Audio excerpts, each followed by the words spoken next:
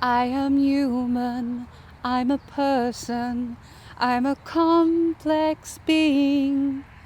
I am human, I am spirit, I am more than I seem. I'm a diamond On April multifaceted. 27th, 1994, the world held its breath. The first democratic election in South Africa ended apartheid. One of the most inhumane systems of racial oppression was dismantled after decades of protest and resistance.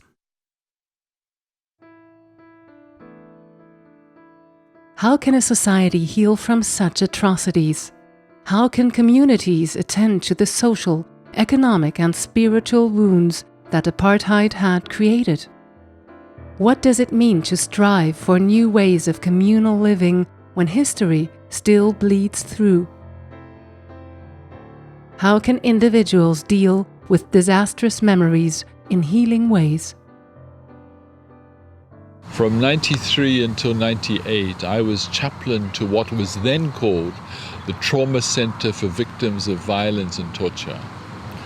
And it was in the period, the beginning of the democratic era in South Africa. It was a time when it was being decided that we would have a Truth and Reconciliation Commission as one vehicle for South Africa to deal with its past and provide a bridge from the old order of apartheid into a democratic society. And before the commission even started, I asked the question, how many people will come to this commission? The answer was 23,000 people came, which we later found out. But my concern was, well, what about the rest of the country? Because my contention was that all South Africans had a story to tell. All South Africans had been affected by apartheid. All South Africans carried stuff in us because of the past the nation had traveled. But it was not true that all South Africans were pathological. It was not true that all South Africans needed a clinical intervention. So we needed to create spaces where South Africans of all sides of the struggle could tell each other their stories and deal with the past of the nation psychologically, emotionally, spiritually. And that led us to create a methodology that we called a Healing of the Memories workshop. And so that began while I was part of the Trauma Center and later gave birth to the Institute for Healing of Memories. But it also grew on the one hand out of the reflection of myself and others on the past of the nation, but it also grew as a reflection, as I reflected on what had helped me to heal, because I had received a letter bomb in April of 1990. And so obviously I'd also traveled my own journey of healing. And so that personal reflection, as well as the national reflection, were, if you like, the foundations of what became the Institute for Healing of Memories.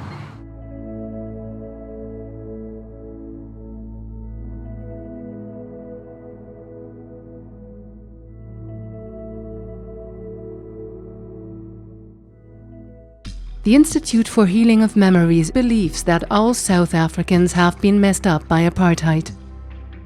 Henceforth, the political and spiritual task at hand is to restore a sense of common humanity that had been so profoundly damaged by the distorted political logic that constructed racialized groups of people by setting them apart and by creating divisive hierarchies between them.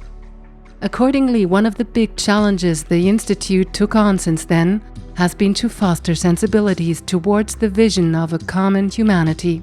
In all areas of the work, this vision of interconnectedness is prominent. It is clear, however, that such a humanist approach can only be life-giving when the history of apartheid is faced simultaneously on a personal and communal level. So, the Institute, the first principle, I think, or important philosophy that the work of the Institute is pinned on is that we are all spiritual beings and are therefore of infinite worth. And I think just that prime identity of our common humanity. And because we believe that we're spiritual beings, it means that the spirit can grow and it can also be damaged. And that's important in terms of the work that we do, because we talk about the physical and the psychological damage and pain, but we don't always talk about the spiritual damage, And so it brings in that dimension when we talk about the spiritual being. The other important principle is that we can be both victim and victimizers. That the complexity of us being human and being spiritual beings is that sometimes in different times of our lives, we can be victims of situations, and at other times in our lives, we can be victimizers. And most of the time, we're both at the same time. We can be bullied at home by our sisters, our brothers, and we're a victim, and we go to school, and then we bully somebody else. And it can all happen in the space of a day. So we are all of that, and so it's understanding the complexity of what it means to be human, but also the impact that the actions that is done to us has on our own behavior and how we then see ourselves. Then the other important, I think, one is that we all need to take responsibility for what has happened in our history and redeem it and take it forward. Yes, we didn't agree to that history, but history has happened. It is there. It sits in our lap. And so we all need to take responsibility for what we do with that history and how we take it forward. And linked to that is then facing history and facing ourselves, is to say, what has been our role in that history, and in that then facing who we are as a person.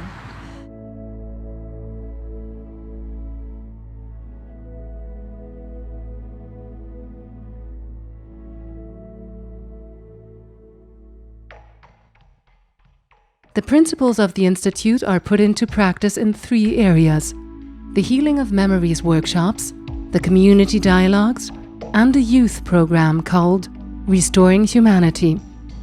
At the core of the workshops resides a practice of autobiographical storytelling.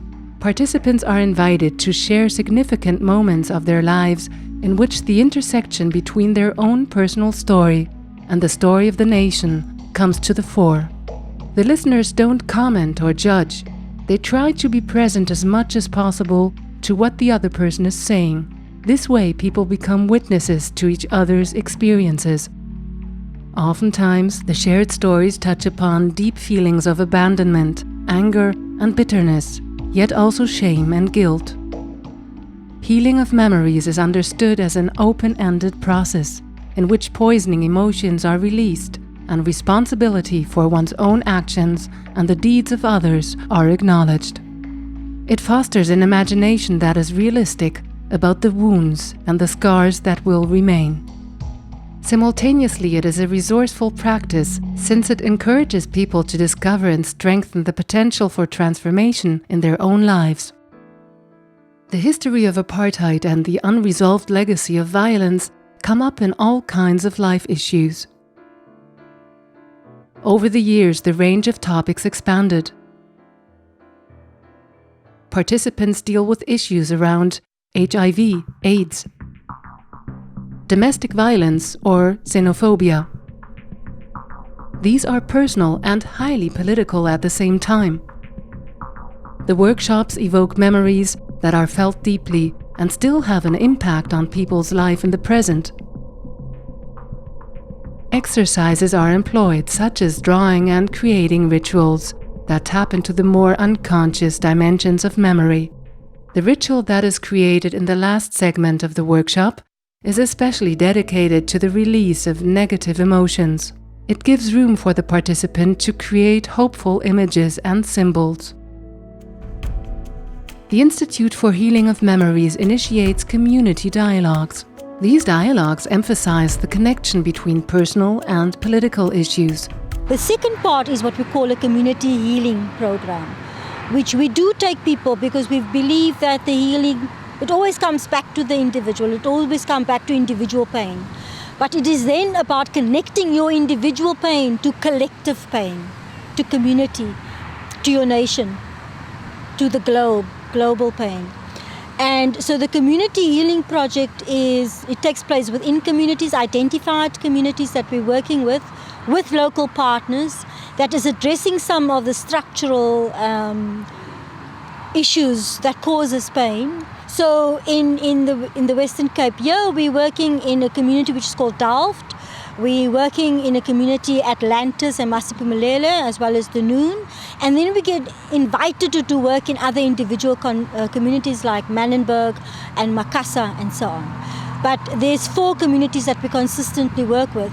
As healing is a journey, learning is a journey, and you cannot have one-off things. So what we try to do is to engage with people over a period of time, so that they have time to think through things, process things, come back to the next engagement with some new renewed insights, renewed questions, new confusions, and then another facet and go on. Another important issue that came to the fore in recent years is the rising xenophobia in South Africa. Community dialogues in KwaZulu-Natal have addressed the xenophobic outbreaks against Somalians, Congolese or Nigerian migrants, refugees and asylum seekers. Like the dialogues we started running last year in April, we had a xenophobic attack which blew up in Durban, where foreign nationals were being beaten, were being killed with their South African nationality. So we saw it fit, says, they don't know the story of South Africans, they don't know the story of Congolese or Rwanda or whatever.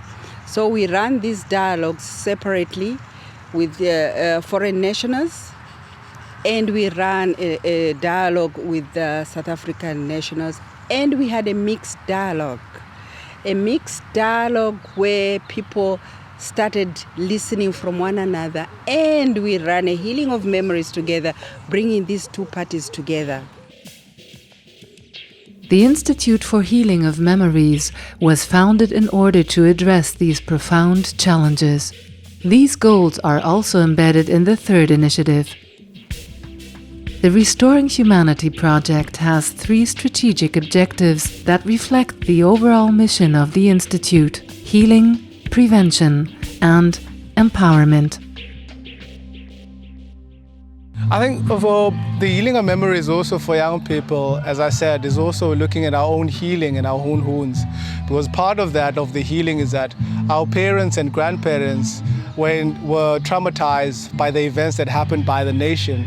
And individually in our families, the youth were affected by that. Not necessarily they were there, but their parents, they were affected by what happened by their parents. But also part of the empowerment is able to understand what are the aspects that contributed to that, so that we could able to then move forward and find preventative ways so that we don't repeat the future again and build a more kinder and gentler future for ourselves.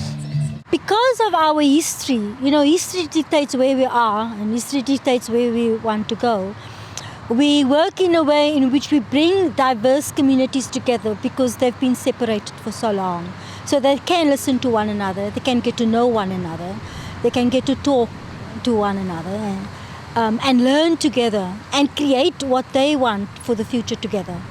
So we work in a way where it is about moving people physically from communities to communities into spaces where they normally would not go, and into places that their parents did not have access to. And sometimes it's very simple things. It could be a beach, because during apartheid, the beaches were separated, So it is good for young people to know that though you might think things haven't changed, you're sitting on a beach that 20 years ago, your mother could not walk on.